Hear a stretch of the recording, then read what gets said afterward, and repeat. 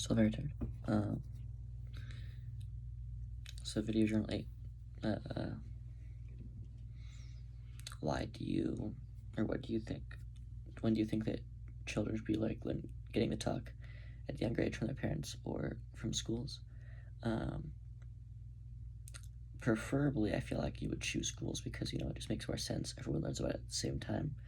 There's not as much like discrepancy in knowledge, People are like getting made fun of because they still think certain things are true and other things are true. But the problem is, oftentimes it's like not taken seriously, or like people are like, I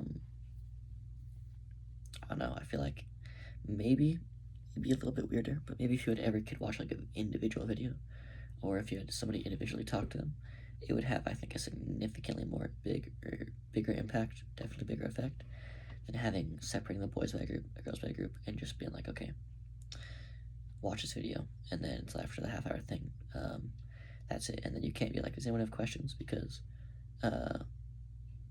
when people afterwards were be talking about it, be like, oh, I wonder about this, but just in front of that like group of people, for the girls and the boys, I assume, but definitely for the boys, nobody was gonna ask a question because like they showed us some like cliche old, literally like horrible quality video, and it was like about this guy being ashamed of like how tall he was.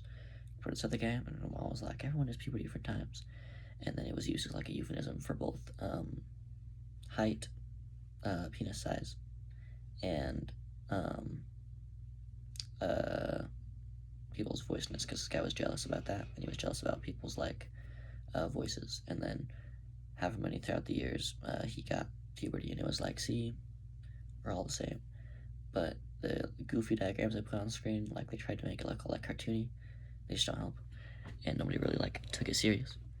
I think that kids like, if you take a kid a fun fact about like shrimp, if you take a kid a fun fact about like shrimp or something, or about like food, then they're likely to tell some random person that, or like say it at school, or like tell a friend or something. You know what I mean? People like to share the knowledge that they learn.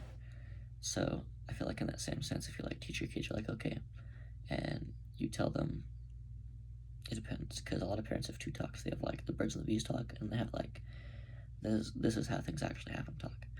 I feel like you can have like the birds and the bees talk, and you can have the serious talk with them, but a lot of kids don't, or a lot of parents don't realize by the time they have that talk with their children, they have already heard about it from either one, commonly, the teacher, their friend's friend, or their friend's parent, or they've heard about it from, they've seen things on the internet, they've heard about it from like, an older family member that thought they already knew about it, they've, just seen something, heard something, they've already kind of clued it together. So I think you can still have that talk, but it like, you gotta kind of,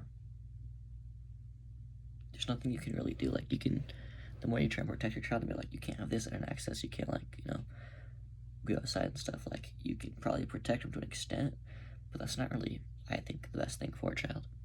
So I think overall, ideally you'd have it in school, but maybe in a different way that they do it now. And as a parent, you don't want to like all do it at the same time, but there's no way to like communicate that to the parents, I feel like.